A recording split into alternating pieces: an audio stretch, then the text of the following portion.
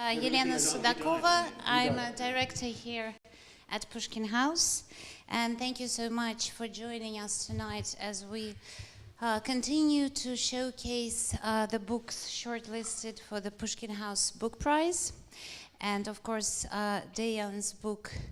Sorry, I haven't introduced Deyan yet. So it is a great honor to welcome here Professor Deyan Sudjic, who is a director emeritus at the Design Museum, distinguished professor of architectural and design studies at Lancaster University.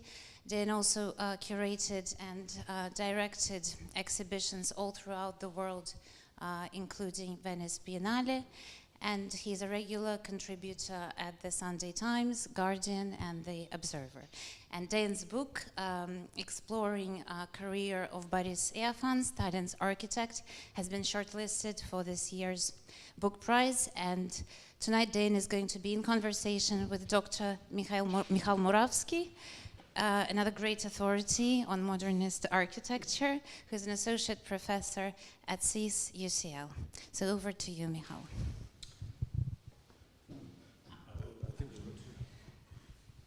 I suppose the plan was for, rather than me starting to ask questions, Deyan, you will deliver a presentation.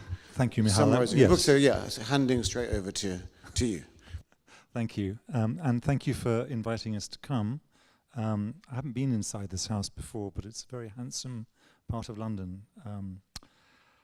So I've always been fascinated by architecture. I studied to be one, but just in time realized I shouldn't build anything, being both impatient and incompetent, and architects do need both qualities in some measure. So I've been lucky enough to have a career looking at architecture, and I've always found that what buildings mean is as important for me as how they look. And many years ago I wrote a book called The Edifice Complex, which was exploring some of the themes that I'll be talking about tonight, about that relationship between architects and the powerful, and usually that self-delusion that architects have that they are in command of this difficult relationship. But that book led to a phone call from a contact of the family of Boris Iofan, and I'm sorry I'm not pronouncing it in the correct way, inviting me to come and see the apartment in which Iofan, the architect of the house on the Embankment that we see here, the House of Government, as it was called in Yuri Trifonov's wonderful novel, or the House of Government as it's described in Yuri Sleskin's brilliant book, which really uses this building as a chance to write the biography of the Soviet Union, also colloquially known as the House of Preliminary Detention, a reflection of the fact of how many of its occupants ended up on the wrong end of the firing squads of the Gulag. But this was Moscow in 2008, at a moment in which extreme capitalism was still underway, symbolized by that rotating Mercedes star, as if in mockery of the red stars that Kaganovich and Stalin had placed on the top of the Kremlin just across the river. And this was Iofan's greatest project, his largest realized work. You could describe it as a kind of megastructure, home to perhaps 2,000 people, with a cinema, a shooting range, a theatre, a department store, offering a level of privilege to those inside it that was unmatched anywhere else in Moscow. And it was also the home of the architect who built it. And I was invited by his family to see this apartment inside. Here is a photograph of that first trip, which I found on that first trip. Iofan in the open neck shirt on the balcony of the apartment building, looking out across the Moscow River towards the site of the building that he spent 25 years not building, the Palace of the Soviets. And inside, one found something that had hardly been touched since Iofan's death in 1976, with its relics of Lenin and its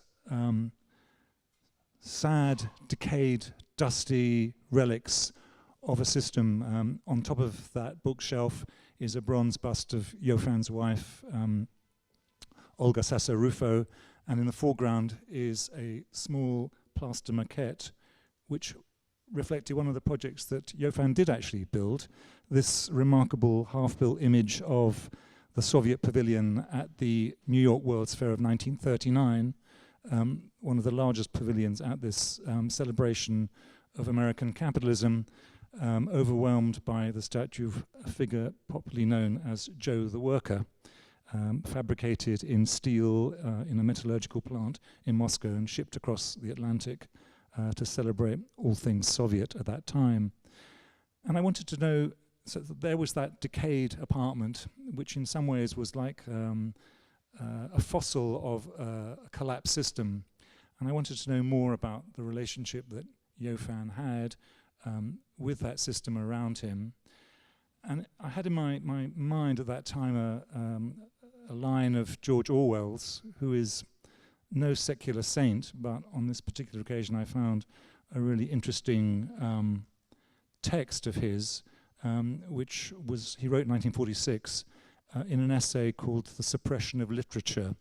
And in it he described how authoritarian or totalitarian systems might actually encourage or allow certain arts or half arts, as he described architecture, how cruel is that, to flourish, whereas for the prose writer, the literary writer, the only choice under an authoritarian system was silence or death.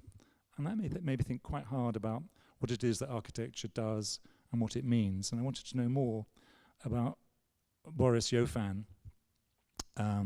Here he is as a student in his stiff collar. He was born in 1891 in Odessa, and as many architects do, his first creation was to redesign himself. He was born Baruch Solomonovich Iofan, and he became Boris Iofan, a much less Jewish-sounding name, a response perhaps to the anti-Semitism of the Imperial Russia of that time, perhaps also a reflection of his own lack of religious belief. Odessa was a remarkable place, and writing the book actually made one really, one of the most exciting was to actually learn more about this city, which was seized by Imperial Russian mercenaries led by a Frenchman, Richelieu, and a Spanish admiral, seized from the Ottomans what was a settlement of Tatars, around a few hundred people around an Ottoman fortress. Within 50 years became a dynamic city, one of the most cosmopolitan parts of the Russian Empire. Here you see the statue of its first governor, Richelieu, the descendant of the French cardinal, at the top of what became known as the Potemkin Steps, a city in which it was open to Jewish citizens to pursue any profession they wanted to, which certainly wasn't the case throughout much of Russia. And it was open city to migrants from everywhere, Greeks, French, Italian architects. Even the street signs were in Italian in the early days to help those who couldn't read Cyrillic. And they built an opera house before they built the Russian Orthodox Cathedral. Iofan was born in this 1880s block. The Soviet system, I suspect, made him downgrade his family background.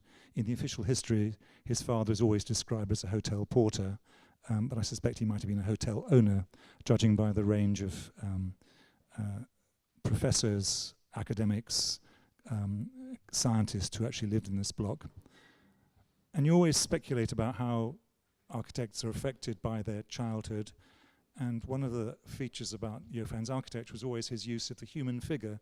And if you look carefully, you see that pair of Atlantes holding up the balcony around the entrance to the house. And I suspect he might also have used the Potemkin Steps as a motif later on in his career. Odessa was a remarkable place. It built an art school designed by Francesco Morandi, who brought in a Milanese professor, Luigi Iorini, to teach the students. This is where Iofan and his brother Dmitri, who also became an architect, studied. Dmitri, the elder brother, was lucky enough to be able to get a place at the Imperial Institute Imperial Academy in St. Petersburg, and won a competition to build this building in Petersburg, just across the canal from one of Colour Australia's most sublime Baroque buildings. This was the central treasury of the Imperial Bank, and Iofan couldn't get a place in St. Petersburg because of the quotas against Jewish students, but he was actually employed by his brother as an assistant on this project, and then studied in Rome, where he got a place at the Istituto Superiore de Belle Arte, where he was taught by some of the architects who were completing Saccone's bizarre monument to Victor Emmanuel, this kind of hymn to the Italian nation based on the Pergamon altar, and clearly a project which left a big mark on Iofan and would pop up later, I suspect, in the Palace of the Soviets. These were his early student projects. A drawing for a theatre clearly influenced by the Palladianism of St. Petersburg, a drawing which could have been done at any time in the last 300 years. And this is his, again, study of how the figure appears in architectural contexts. This is the Palazzo Borghese in Rome. He stayed in Italy for 10 years while the revolution took place, but he wasn't idle. He met and married his wife, Olga Sasso-Ruffo. Here she is with her first husband, an Imperial Russian army officer.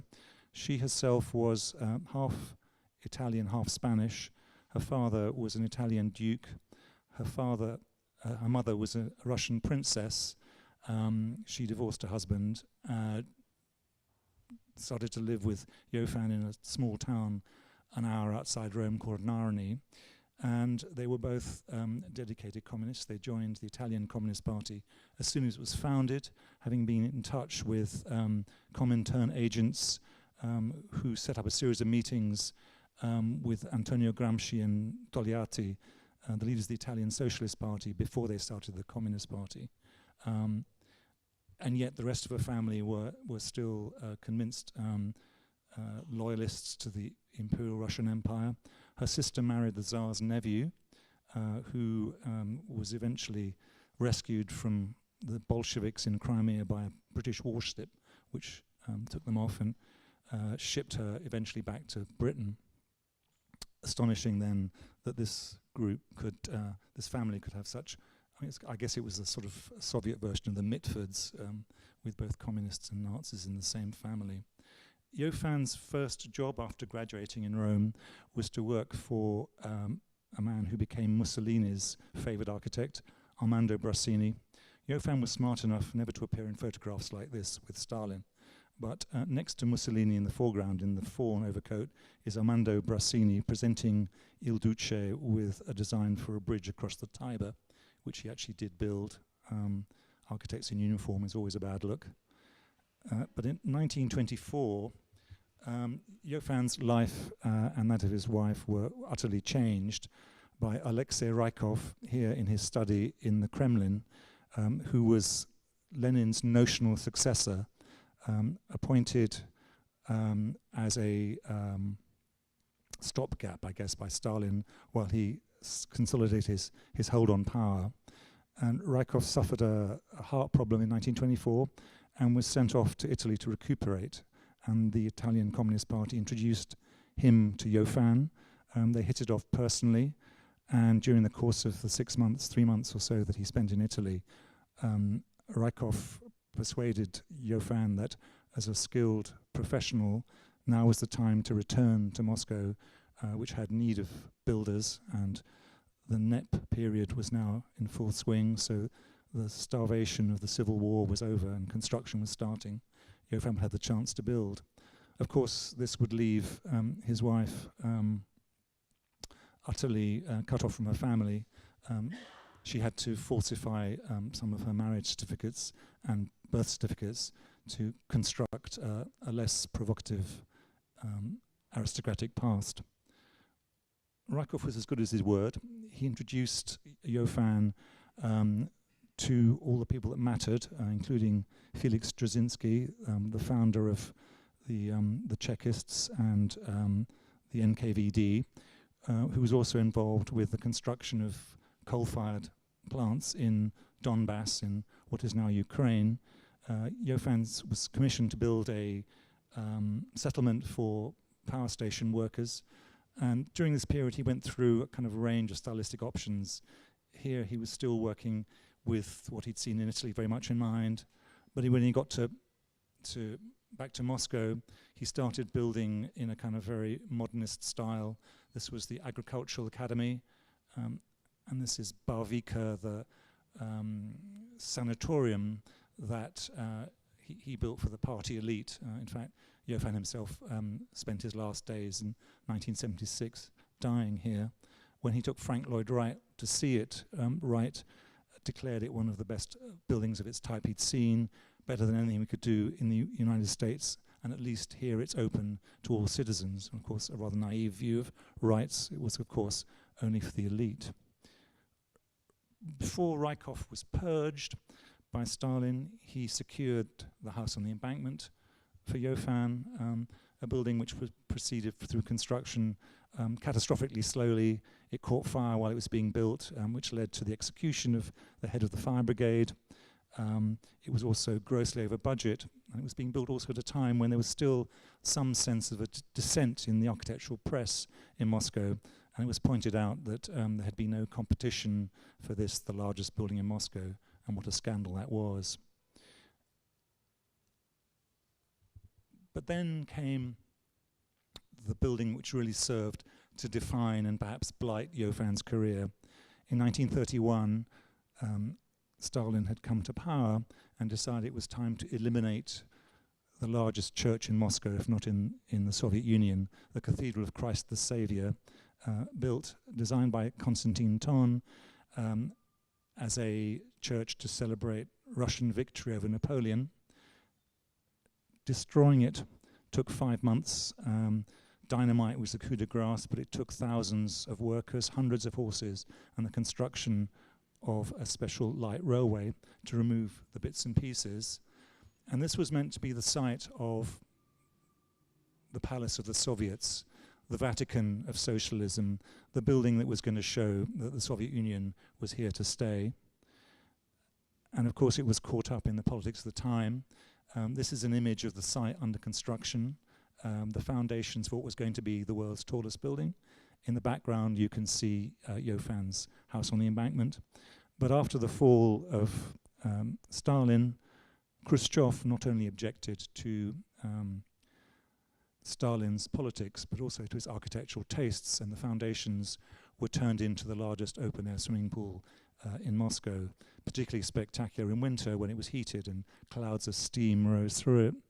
And as we probably all know, the post-Soviet period, Mayor Lushkov managed to fund the reconstruction of the cathedral that had been dynamited by Stalin. It became the scene of Pussy Riot's famous protests against the connections between the Russian Orthodox Church and Putin's regime. So ironically, the building at which Tchaikovsky's 1812 Overture was first performed became a scene of Pussy Riot. So the Soviet Union believed that this was going to be the Vatican of socialism, and it required an appropriate building for that. I suspect that it was always going to be built by Iofan. His connections with power in Moscow were so strong, but wary of what had happened with the house on the Embankment, where people protested about the lack of competitions, Iofan himself organized a system where there will be no less than 4 separate architectural competitions to find, allegedly, the best design for this site. But actually, he was always, I suspect, meant to win. Iofan drew up a list of foreign architects to take part. Le Corbusier was paid $3,000 in gold to design a building which might have been one of the greatest of his career. Iofan's former tutor, Armando Brasini, was also paid to enter.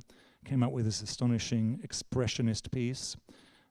And this is the building which, this was Iofan's first attempt to design for the site, still relatively modest. I was lucky enough to find his sketchbooks. There's a collector in London who has some of them, and I always find an architect's drawings are things that are so revealing.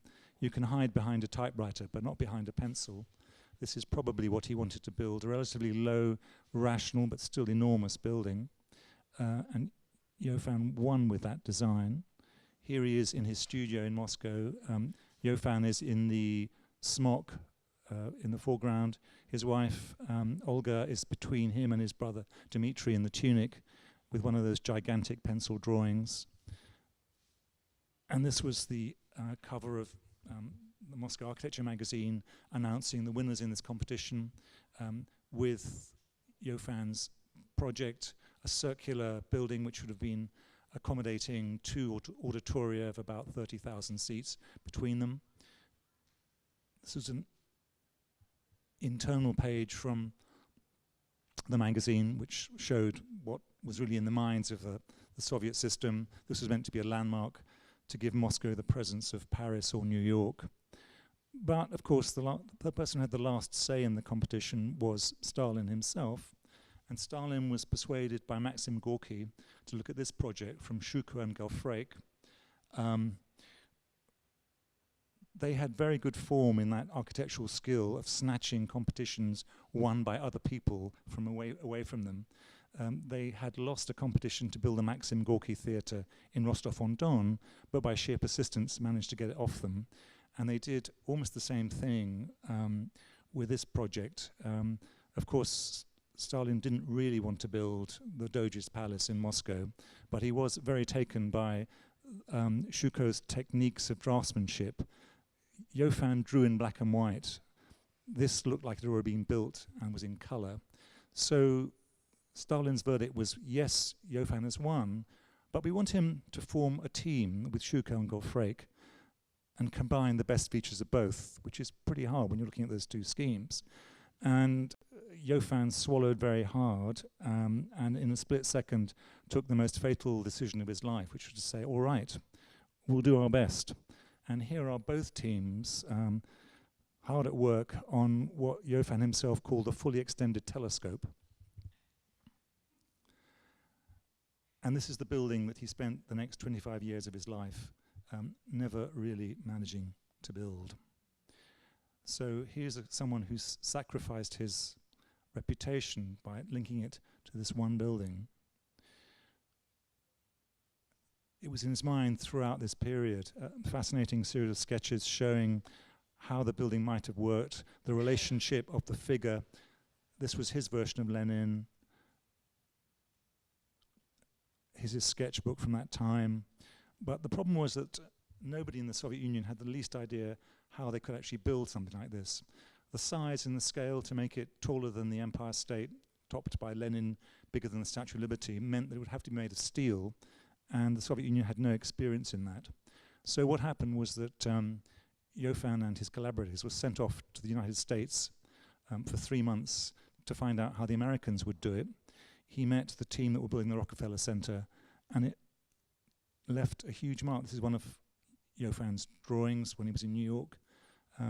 He was introduced to a range of people in America, including Harvey Wiley Corbett, who was the architect of the Metropolitan Life building, a building which looks remarkably like the Palace of the Soviets, or at least this version, which would have been the fully extended building. In fact, it was meant to be taller than the Empire State, but Corbett's clients ran out of money when it had got to the 30th floor and it stopped. But you could see that fascinating crossover between America and the Soviet Union. This image is by Vyacheslav Oltozhevsky, a friend of Corbett's, a wonderful series of drawings evoking the spirit of New York skyscrapers. He was persuaded by Iofan to return to the Soviet Union rather incautiously. He was commissioned by the system to build the all-union agricultural exhibition grounds, but this was so disapproved of that it was demolished before it was opened, which is another form of architectural criticism. and Oltozhevsky was sent off to the gulags, although he did survive. Iofan had such a good time in America that he was actually able to buy a Buick, which he shipped home. Here he is with Olga in Moscow. This is the car that they took Frank Lloyd Wright to see Barvika with. Iofan was obviously in love with motoring, finding him thinking about the Palace of the Soviets, while at the same time drawing his steering wheel and the car handle of the door handle of the Buick is fascinating. More sketchbook. He did get to build one of the most famous political architectural confrontations there's ever been, the Soviet pavilion in Paris of 1937, working with Vera Mukhina, who designed the figure of the collective farm girl and the worker that topped the pavilion. Again, like the piece in New York, it was made in Moscow and shipped on a special train all the way to Paris. Such was the paranoia in Moscow in 1937 that Mukhina was denounced for allegedly smuggling a representation of Trotsky's profile into the aluminium fabric of the two figures. Stalin is said to have inspected it personally and pronounced it socially acceptable. So here is that moment of the palace and its confrontation with Albert Speer's German pavilion on the other side of the axis for the Eiffel Tower. And as I say, Iofan was fortunate enough never to appear in photographs like this. Speer certainly did. Interesting to compare that representation. Hitler himself, of course, was a keen architect. The Soviet system did it rather differently. This painting captured a moment which never happened. It was painted in 1940 after the pavilion had been dismantled. You can just about see it in the background, and closer to the great architect of socialism's hand is a model of some of the buildings on the Volga Canal, built notoriously with forced labor, which produced perhaps 90,000 casualties while it was being built. Here is the Paris pavilion, and you can really see how much Iofan took from the Rockefeller Center, that sense of American Art Deco. But the pavilion itself is often presented as being the moment when Stalin and his architectural enforcer Lazar Kaganovich stamped out constructivism and imposed the wedding cake style, the imperial style. But actually the pavilion was much more complex than that. Iofan was working with Nikolai Suetin, a student of Malevich's, to do the interiors, and you can really see that in these pylons that flank that central staircase. And the graphics were done by a brilliant photomontagist, Gustav Klutzis, who sadly was executed after finishing the project. And this is the main staircase, which I suspect does have some memories of Iofan's childhood in Odessa, but the staircase is topped not by bronze of Richelieu, but by representation, of course, of Stalin. A fantastically dynamic interior exhibition display. This is a Gaz 1 automobile, one of two cars they showed in the show, which of course was the pride of Soviet car factories, but was actually a license-built Ford, and was constantly being built so badly that it was causing traffic accidents in Moscow. The interior of the German pavilion was much clunkier, but they certainly won in the car stakes. They had an Auto Union record breaker, which had just done about 160 kilometers an hour on one of the autobahns. This was the most dangerous time for Iofan. Hannes Meyer, the director of the Bauhaus, who had left Germany in 1932 to come to Moscow, realized that this was the time for him to leave. Shamefully, he left his lover and his son behind. She was shot, the son went to the gulags. Meanwhile, Hannes Meyer was writing about the wonders of the Soviet system and its architecture from the safety of Mexico.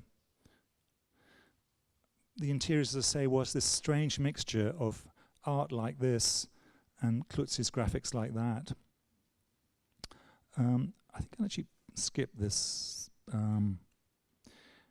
This was Iofan at his high point. He won the Stalin Prize in 1941. along with Eisenstein and Shostakovich. He got second class, but not bad going.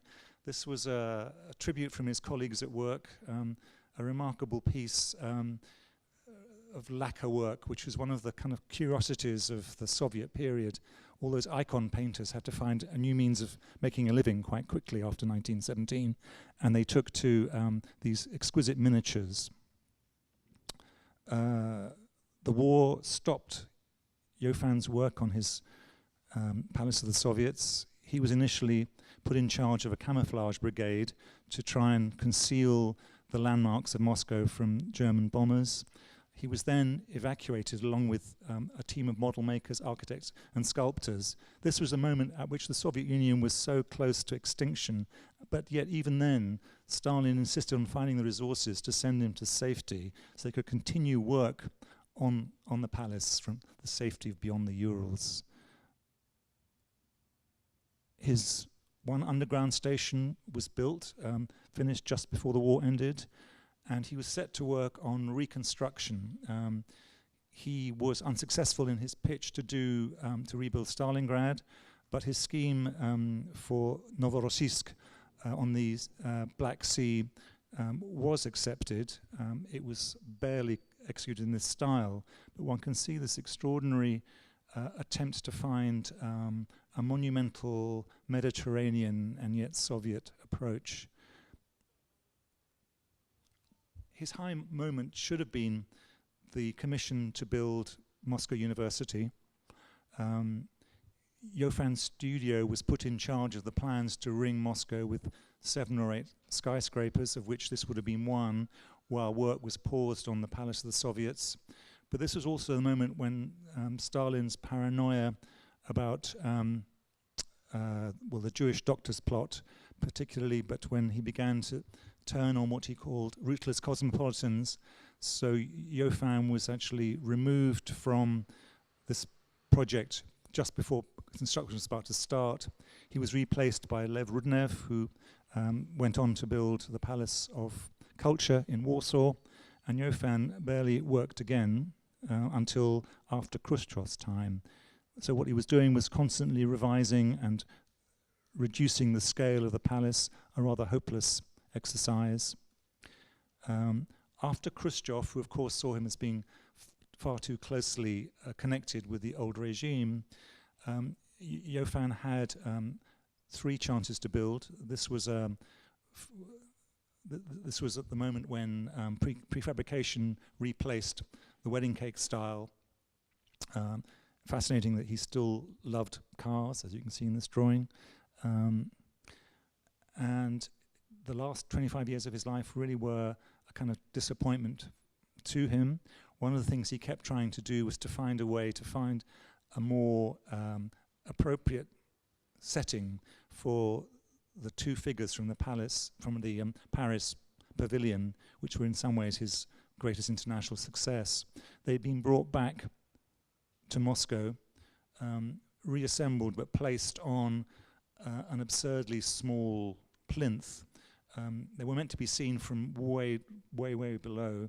Like this, they had more of the atmosphere of a couple of performing seals on a bucket, and Iofan and Mukhina were lobbying everyone, including such loathsome figures as Beria, Lavrenti Beria, who was actually in charge of building Moscow University, but all to nothing. And then finally, in one of those strange historical turns, the same mayor of Moscow, Lushkov, who reconstructed the Cathedral of Christ the Saviour, set about allegedly reconstructing the Paris pavilion in Moscow. And here are the pieces being put back together. And the result was this shameful travesty, which allegedly was constructed by, well, it wasn't allegedly, it was constructed by a firm belonging to Lushkov's wife, Elena Baturina, at enormous costs. So that's a gallop through the life of an extraordinary figure. I think a gifted architect who came too close to power. I think sacrificed his reputation as a result. But what can one say? I think one is in no position to judge what one would do in such circumstances oneself. I don't think he had the viciousness of some of his contemporaries. Karo Alabayan, who was his co-architect for the New York pavilion, denounced Iofan at a dangerous moment as consorting with imperialists and actually had other people probably executed. Iofan saw his friend Rykov marched off and executed. He did try to do something for his daughter. He sent his son to try and find her during the war in the labor camp. So no, he wasn't the bravest of figures. And in some ways, the most encouraging thing about the book is to find those people who were prepared to stand up to the difficulties.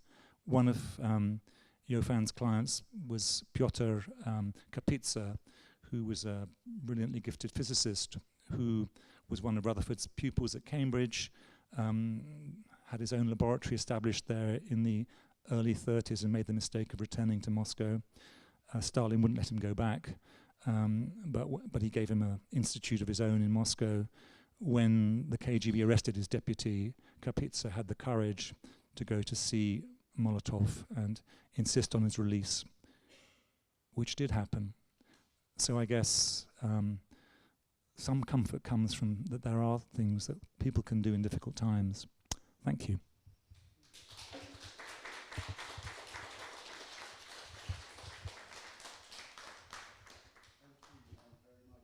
Is this working? Yeah, thank you very much, Deyan. That was great, and it was really fantastic also, I mean, having read your book, to hear a few things that were not in the book, and also to see quite a few images that were not in the book. And I mean, I can't not mention it, but as you were finishing your presentation, you invoked the figure of Yuri Lushkov, the former mayor of Moscow, the now late mayor of Moscow. And actually, the last time I was doing in conversation in Pushkin House in, I think, 2016 in this room, it was with Lushkov. It was with Yuri Lushkov. So you are his successor in this. I think I was wearing the same suit as well. I think I need a good lawyer. Yeah, and he spoke for 2.5 hours, I think, or possibly for about 3 hours. There was no way stopping him, whereas we didn't even have to intervene in timekeeping in this instance. And actually, also Purpose produced a new book for the occasion called My Moscow by Yuri Lushkov, which was effectively a PowerPoint presentation printed in A3 format, which weighed about 7 kilograms. And he bought 6 copies of this thing with him to Pushkin House, weighing, altogether about 30 kilograms, and instructed us to give them, Clem Cecil and me, to give out the copies to prominent archaeologists. Inexplicably. So this is, why archaeologists? I'm afraid I'm charging for mine. Exactly, but I think there are copies to sell. So, there are copies to buy downstairs. So I do. I should have brought a copy of Lushkov's book to demonstrate the different scales at which architecture can be written about. Yeah, I mean, there's all sorts of comparisons with Lushkov and his time, and with Sobyanin, the current mayor of Moscow, and his time. There are comparisons between Putin and Stalin that might be drawn or might not be drawn, but perhaps we can go into those later if we feel like it, and if anybody wants to extend that line of inquiry. I wanted to just ask a couple, because I presume there's going to be quite a few questions from the audience, and I have a list of about 10 questions that I already had before I came, and another 10 that I've written down over the course of your speech. I won't ask all of them, don't worry, I'll just ask 2, I think. And the first one is maybe like a more formal question. You emphasize, especially in the early sections of your book, the kind of unique or the particular specificity of Iofan's story. And you point out that there was something special about his person, that he was a particular type of survivor, and that he stayed alive while many of his colleagues did not. And I agree with this, but I can't put my finger on still having read the book, I still can't quite put my finger on what this specificity was, because architects actually were kind of lucky in terms of actually being killed. Many were purged. But actually, a surprising number were killed. If you think about the chairman of the Academy of Architecture, if you think about the group who were working around Meyer and the Germans, there were 2 of those were killed. there was somebody in Iofan's own office who was German-born but actually naturalized Soviet citizen who was shot, and that was one of the reasons for Iofan actually being denounced. He got off with a caution for not being sufficiently revolutionarily vigilant. But no, it's often said the architects got away lightly. They didn't. Well, they got off lightly compared to writers and poets.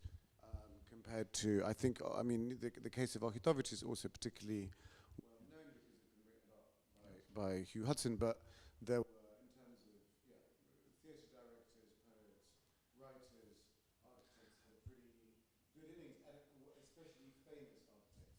So actually famous architects were not killed, whereas famous writers and poets were. So I suppose two tied together questions. Yes, some architects got shot or imprisoned or otherwise sent to gulags and killed.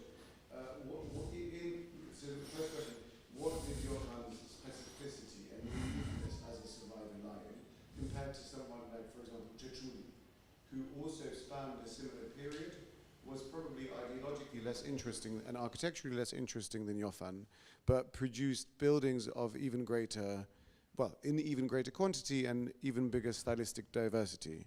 What made Iofan special in that regard? And secondly, do you have a theory as to why famous architects got killed less?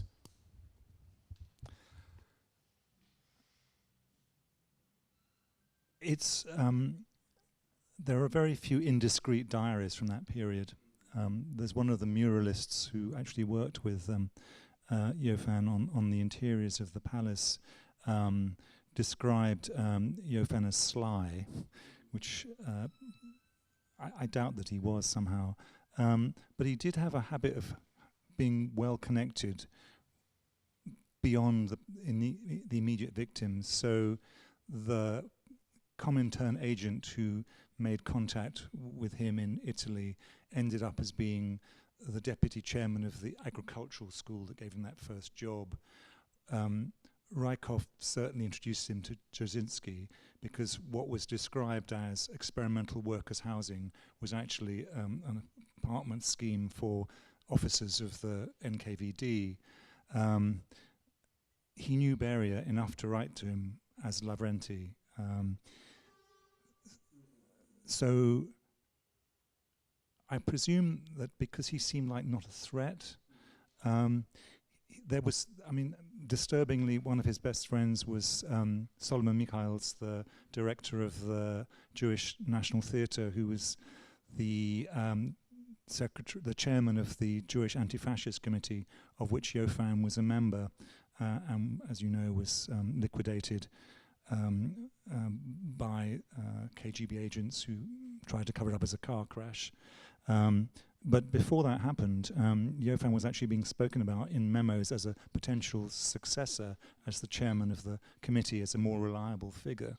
So he must have come across as not being a threat, and having that ability to find the next generation and the next generation. I suppose the trickiest moment was certainly when he was removed from the Moscow University project. And I think there it was partly that Stalin's paranoia, but also I think there was a suspicion that he couldn't actually get it finished. He could not build Moscow University quickly enough. So it wasn't just Rudenev, it was a senior figure from the KGB's construction brigades was put in charge of building it, and they brought in thousands and thousands of German POWs to do it. I'm not sure that's a very satisfactory answer. It's a start, for sure. Yeah. And why did the famous architects survive? Well, the best ones were deprived of work, of course. It's interesting, how much is this normal, everyday architectural politics? Because architects are famously generous about each other, not. So is this normal professional jockeying, or is it the special case of, and I think, yeah, I mean, in bad times, people use the state system to settle personal grudges. So you denounce people, you know. And you know, it's interesting how, I mean, Iofan's biggest foe was Kara Alabayan, but he also came to a difficult. Well, he wasn't executed, but he ran out of work too. Yeah, I mean, Iofan died in 1976, right? And Which is remarkable. which is pretty remarkable. I mean, yeah, and other architects like Milnikov, for example, constructivist architect, who they did work during those years, but just not. They did either educational work or like Ginsburg, for example, designed sanatoria. Yeah. A long way from Moscow. long way from Moscow.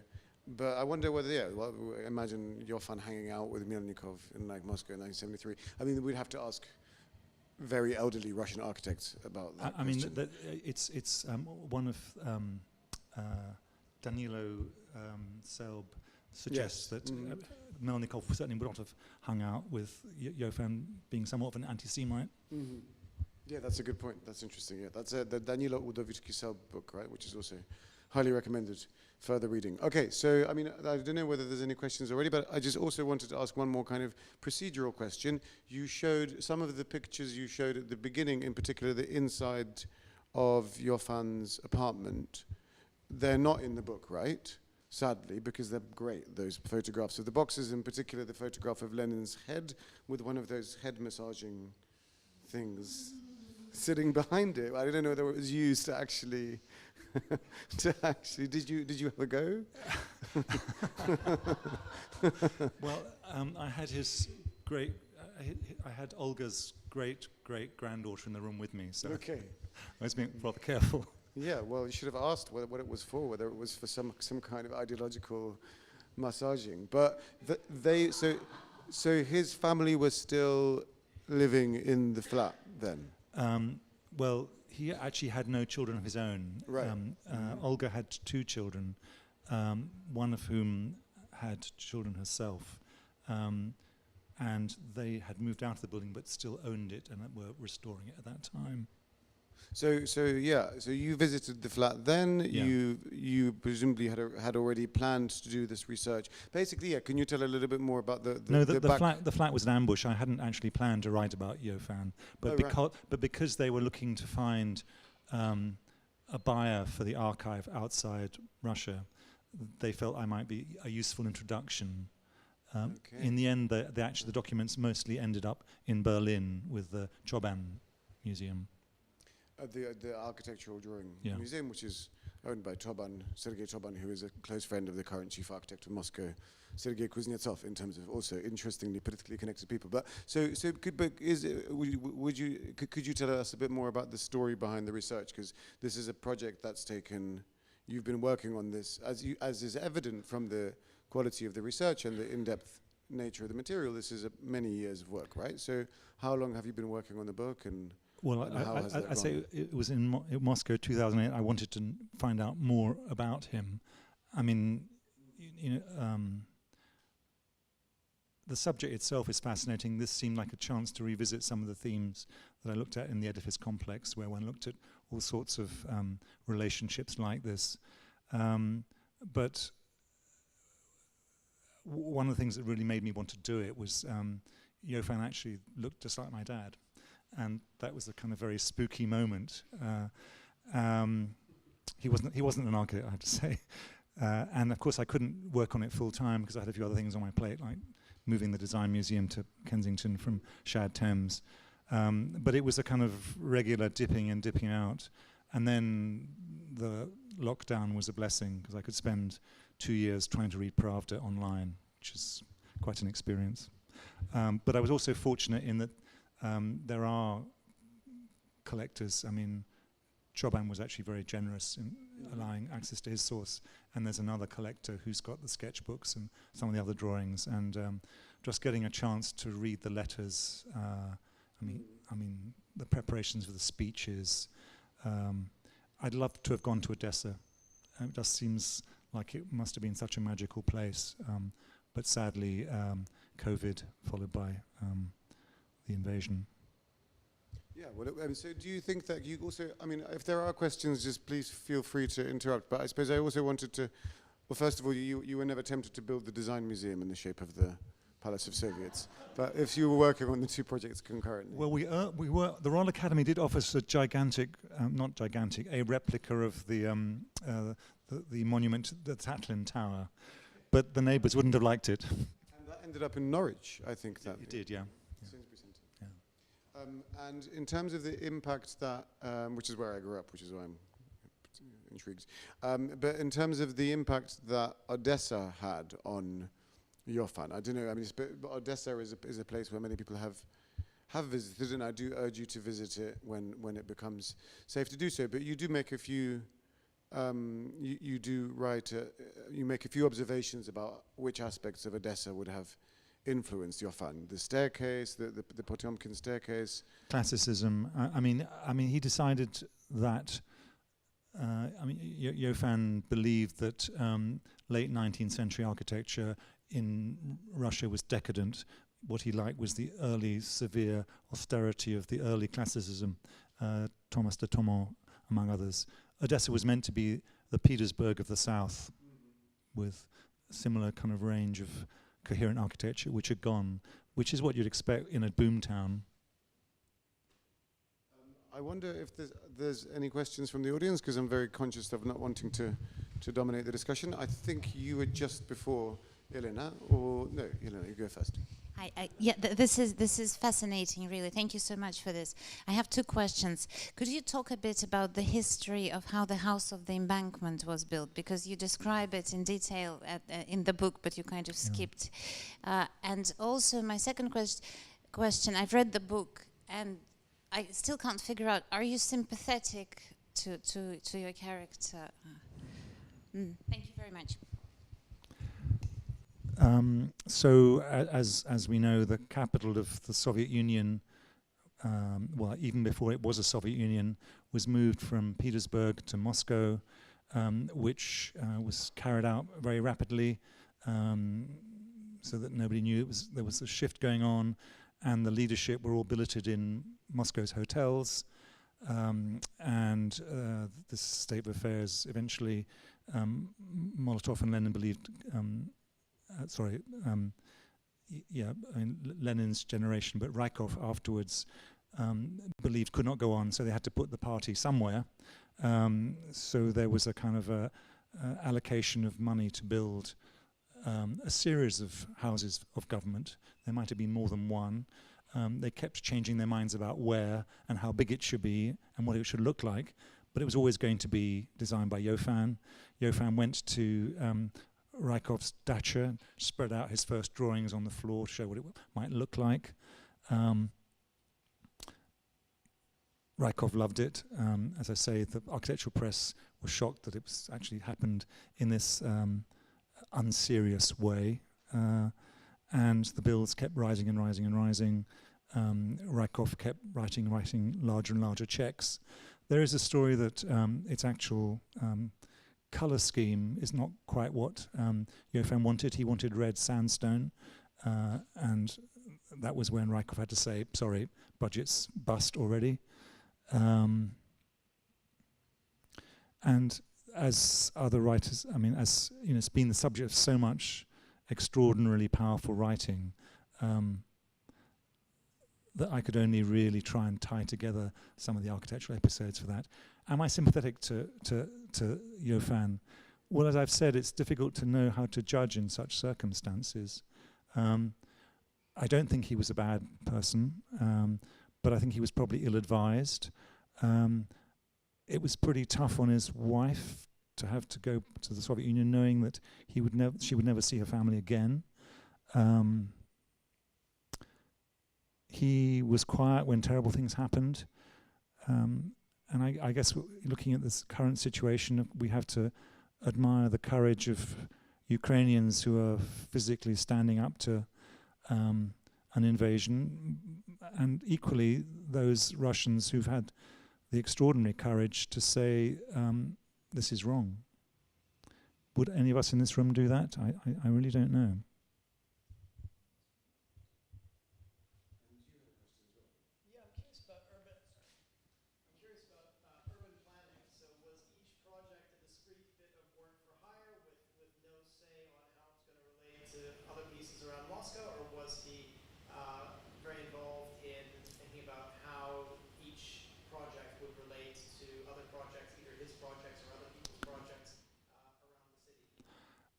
very much the latter.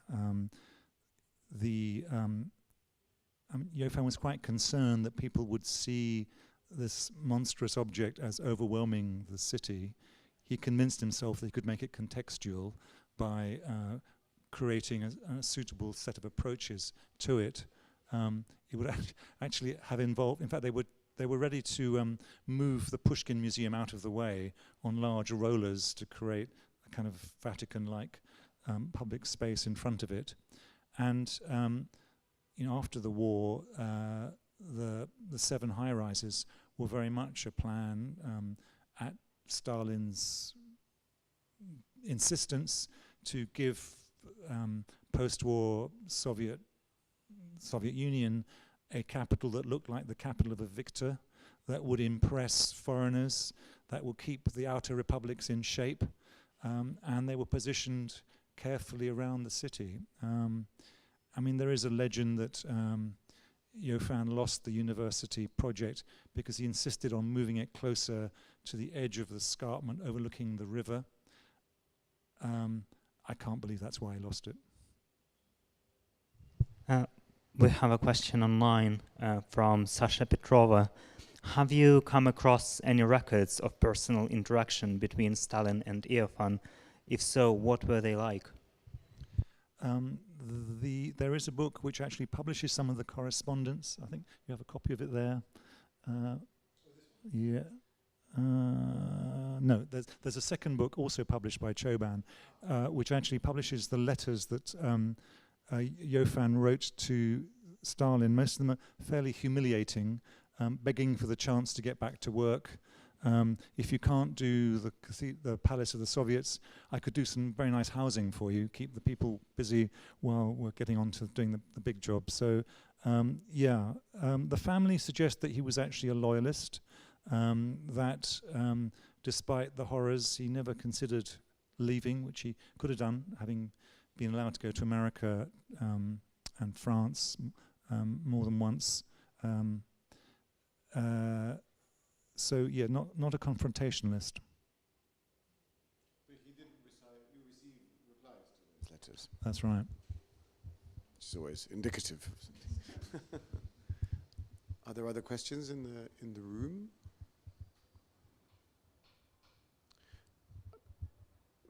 Perhaps while people are thinking of questions, I'll also ask about the so-called seven sisters, the post-war skyscrapers of Moscow that were built between roughly 47 and 58-ish, right? They were, there's also this notion that they are pointing towards, that they are supposed to be the kind of ring of towers around the Palace of the Soviets, that they refer to the Palace of the Soviets as their necessary center. And I don't know, what would Iofan have? None of those towers. How the hell did he not manage to get even one of those towers? Rudenev got one, Chechulin got two, I think. A bunch of other architects got some of those towers. Well, the university was one of the towers. The university was one of the towers, yeah, but and the biggest. And he was summarily removed from the project, wasn't he? He was, yeah, for a number of reasons. One of which is certainly the rootless cosmopolitan business, and then there was the question of competence. I suppose if you spent 25 years not building something, even if it's not your fault, you start to kind of guilt by association. Maybe he wasn't ruthless enough, but you'd have to say that the way that the high-rises look the Palace of the Soviets was the test bed for all of them. So they constitute kind of fragmented realizations of... Well, the question really is what Iofan would have wanted to build, left to his own devices. And I suspect that early version of the 3 drums, a fairly rigorous, far from megalomaniac project, would have been what he'd have wanted. And he spent the rest of his career trying to tidy it up, make it look less like a telescope. Yeah, and there are also extraordinary drawings that he made in the designs that he did in the 50s and 60s as far as late as 67, I think, 68. Well, Khrushchev he was still producing. One of the things that Khrushchev did was to actually accuse Stalin of not having finished the palace, and he said, right, I'll do it. But for another site, there was another competition, which I think Iofan was not invited to take part in, but submitted anyway.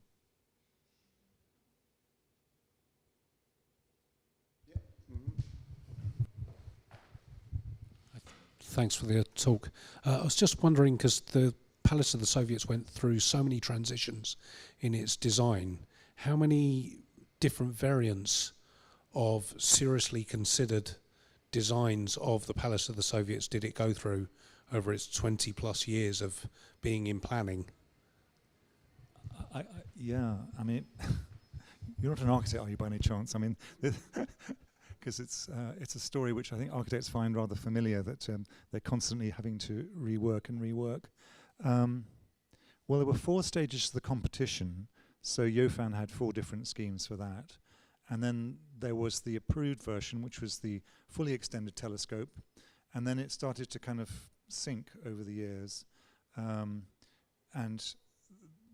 by the early 50s, there was a kind of much reduced version. I don't know, 7, 8 different versions, but there's a whole treasure trove of the submissions for the Open International Competition, which included work from all sorts of extraordinary people. Gropius, the artist Naum Garbo submitted a project which was actually surprisingly convincing.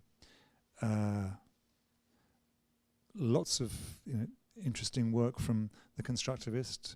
Hannes Meyer had a go. It's a shame we can't see it now, but the Shushev Museum in Moscow has a fantastically rich archive of many of the schemes.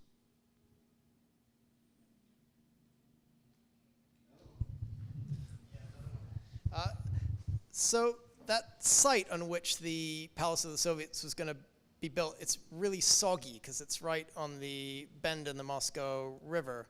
And so I guess one question is, could it have been built successfully?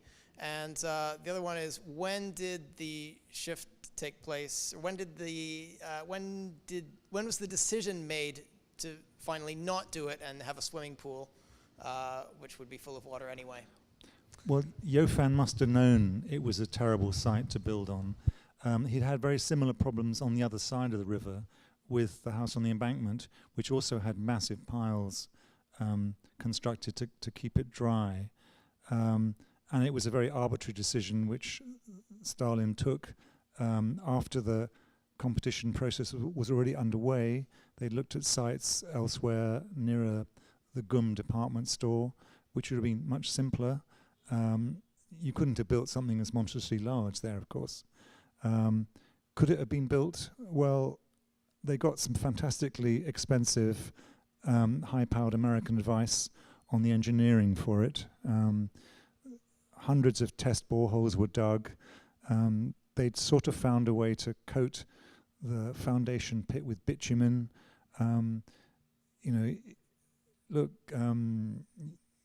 Kansai Airport by Renzo Piano is built on an artificial island which constantly has to be pumped to keep the water out.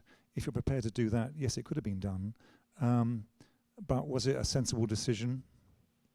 Yeah. Should he have said, "Not here, sir"?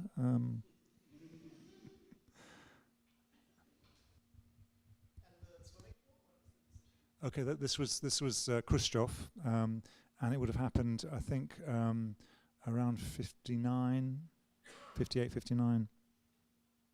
What about the lore of the site being cursed by the demolition of Christ the Saviour? Yeah, everybody thinks that, yeah. And the reconstruction itself was pretty controversial. Lushkov was helped by Tsetserelli. Thank you. The wonderfully gifted sculptor responsible for what ended up in Moscow but was meant to be a monument to the Russian Navy, which looks a bit like a giant version of Captain Hook on a three-masted bark. he suggested that the cathedral should have bronze rather than marble friezes all around it. And when you get there, it sits on layers of underground car parks, so those foundations did come in useful in the end. I think we should make sure that Tsereteli comes to do a lecture at Pushkin House next, because he's still alive, just about, I think. So perhaps once the boycott is lifted, we can bring over Tsereteli. But he's an interesting figure too, because his early work was actually really very interesting, very influenced by the Mexican muralists, etc., etc. And he did his best to help the avant-garde at various moments. Tsereteli. Yes. Yes, yeah. Mm-hmm. And then there was this kind of gradual monstrosification of his work that took place over the years. I was just wondering if there's a sense of what his legacy is amongst ordinary Russians or Muscovites now, and if you would walk up to somebody and point at one of his few remaining traces, and if anyone would sort of have an opinion or know who he was, or if he's sort of if it's other than books like this. The Russian versions of Hello magazine, of which there are many, do love the story of the love affair with the princess and the communist. So they probably would know a bit about him. Certainly, this is extremely visible. It's been the logo for Mosfilm for years, and the fact that this was reconstructed at all does suggest that. So yes, he is a figure that's known, but architects are very rarely heroes, are they? Yeah, I don't have the sense that his buildings are known. Everybody knows this.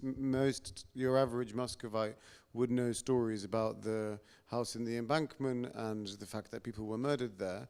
But I don't think people would a large proportion of people would necessarily recognize his name beyond sort of educated circles. The first housing scheme he did in Moscow for the NKVD in Rusakovskaya Street actually was being threatened by being torn down. Mm-hmm. One of the family lived there, and actually that was rescued and has been restored rather more convincingly than this. Mm-hmm.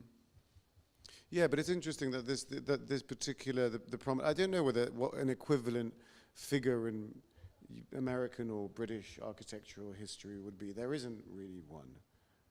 Well, I do compare him in the book a bit to Wallace Harrison, right? Who had the same relationship. Well, he had a relationship with Nelson Rockefeller, the mayor of New York, governor of New York, and would-be vice president. And Iofan knew Harrison. Harrison was working on the Rockefeller Center. Harrison came to Moscow. He toured the house on the Embankment, picking up tips for the Radio City auditorium. So maybe he's a comparable figure in America.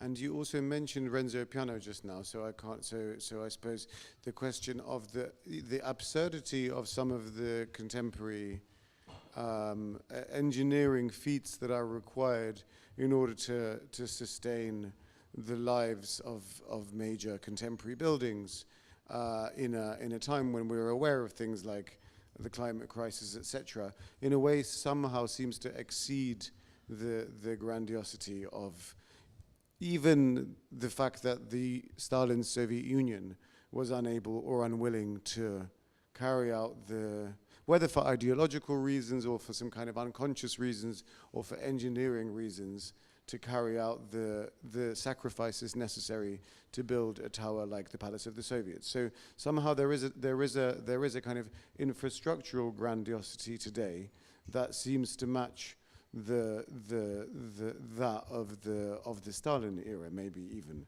And I wonder whether in your book you seem to suggest, well, you say so implicitly throughout the book, but then explicitly in the final pages, in the epilogue, you do kind of say that there is, well, perhaps you don't use the word lesson, but you seem to insinuate that there's a kind of lesson in terms of architects and other creators becoming very close to power, and the fact that this brings with it certain opportunities, but it also brings with it incredible danger.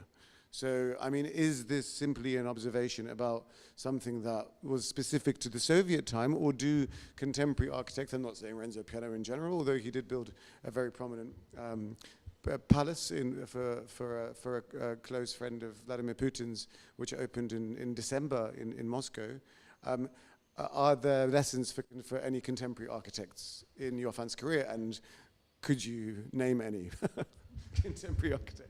So right now, Wolf Prix from Kopimoblau, based in Vienna, is working on 3 projects in Russia. Well, 2 projects in Russia and 1 in Crimea, a project he took on after the invasion of Crimea. So he justifies this fiercely. I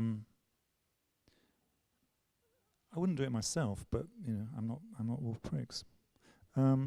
It's of course, architecture and power are always closely related, and the question is who uses that power and to what end. I've always found the most, politicians tend to use architecture as a means of statecraft. In Scotland, commissioning a Catalan architect to build Scotland's parliament is sending a message. On a more naive level, there was this idea that somehow having a semicircular layout to the parliamentary chamber in Edinburgh would make politicians nicer to each other than the confrontational English system of 2 sword lengths apart. Well, I think it takes more than rearranging the chairs to persuade politicians to behave well. And you know, I suppose it's fair to say that in the United Kingdom, there hasn't been for quite some time a head of government or head of state with a keen interest in architecture until like last Friday, when the current head of state came to be nominated, or whatever the correct phraseology is. And he, of course, is very interested in architecture, much more so than any. I mean, Tony Blair was interested in kind of Blair-tecture, but nothing like Prince Charles, who, whatever he is now, who's even written a book about architecture called Visions of Britain, where he lays out his 10 principles of architecture and has patronized the work of various architects, etc. So, are we on the verge of a new dawn for architecture in which Iofan-like figures will build 300-meter high towers? I think your speculation is running away with you. I mean, you'd have to say, if one looks back to that period when the then Prince of Wales first became very excited and exercised by architecture, you'd have to look at the case of the attempt to build a posthumous Mies van der Rohe tower. We call it a tower. Actually, it was 14 floors on the site of a Victorian structure next to the Mansion House. That exercised the then prince so much that the entire country was brought to a standstill. A collective nervous breakdown broke out among the architectural profession, and the building was not built. But it was on a scale that would now be utterly invisible in the transformation that London has gone through in the last 15 years, mostly presided over by a mayor, Johnson. Yes, that's true. I mean, Livingston saw London's future as being a global financial centre, which in his view meant that it had to look like Shanghai, which meant that Renzo Piano was asked to design what became the Shard. So no, we're not on the verge of a new socialist realist epoch, in realist royalist epoch, royalist realist. I think a period of 10% a year inflation is going to make building anything quite difficult. There's another question over there. What would Boris Iofan make of Putin's current own personal palace that people are criticizing? Well, the palace that you're referring to, which Navalny's video shows, the Versailles of the Black Sea, was apparently designed by an Italian sofa salesman who's currently living in Doha. And I think Iofan would have been appalled. But there are, interestingly, in terms of towers, the new architecture in Moscow, which refers to a language that would have been close to Iofan. The 3 towers built by speech architects, Choban's firm, which is also Kuznetsov, the chief architect's firm formally, but not really formally, in the north of Moscow near the bread factory, are remarkable implementations of this kind of Rockefeller-esque, Sovietized Rockefeller Center vibe that Iofan was keen on. And there was also, not that long ago, a group in Moscow called themselves the Iofan's Children, who believed in reasserting that sense of the Russian imperial style.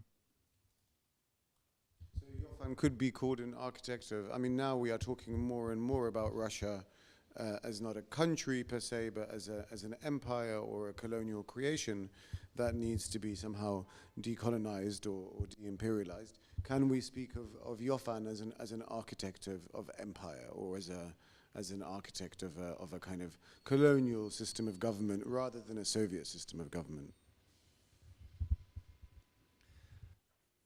Well, certainly you can see the marks of that work around the former Soviet sphere influence. There are buildings in Shanghai that reflect that aesthetic. In fact, a fraternal delegation of Soviet architects was dispatched to Beijing in the early 50s. Of course, Warsaw, the Soviet/Russian embassy in Berlin on the Unter den Linden, and you could see the same thing going on in planning.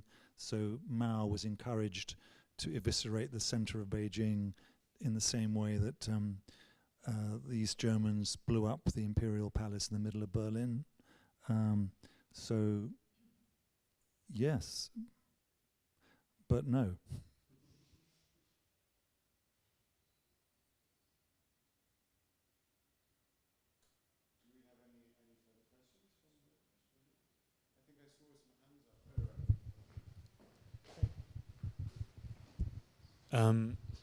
My question is sort of about the sort of end half of buildings' lives, where some are preserved and some are destroyed. Do you think, within the Russian context and further afield, that this sort of big name architect can kind of prolong a building's life, and are Iofan's buildings more likely to survive than other possibly better buildings in Russia? Well, there's so few left. I mean, and actually there weren't that many in the first place. I mean, as you said, there were other architects of the period were much more prolific, and that's partly because of the way that Iofan's career panned out, the accidents. I mean, the building he did for Piazza, the Institute of Physical Problems, is a very elegant piece of work. I'd like to see that preserved. But there's so many reasons not to knock things down, not least embodied carbon. We should do all we can, if at all possible, to keep buildings just for those reasons. Buildings get knocked down for all sorts of reasons, don't they? Sometimes they do wear out. Sometimes it's their meaning. That's why Stalin destroyed the cathedral. It's why these Germans destroyed a royal palace. But the Warsaw experience is that buildings' meanings can change over time, and what was once seen by Poland as a brutal example of colonial oppression is now, for many people, a reminder of a gentler time when jazz clubs were cheap and beer was available.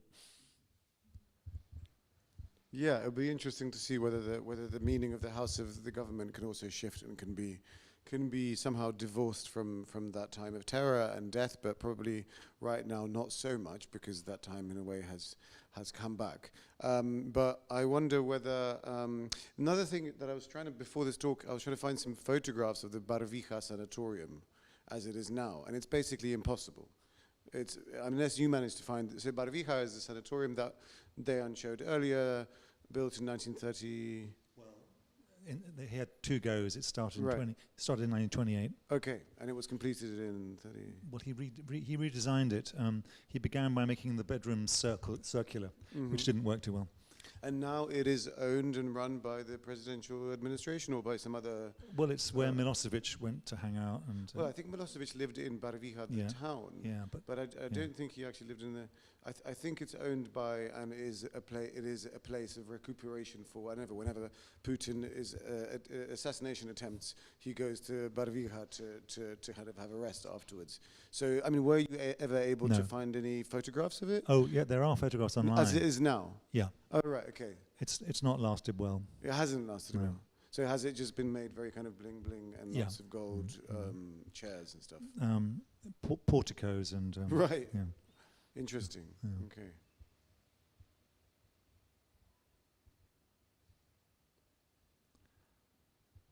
Should we let them off for good behaviour?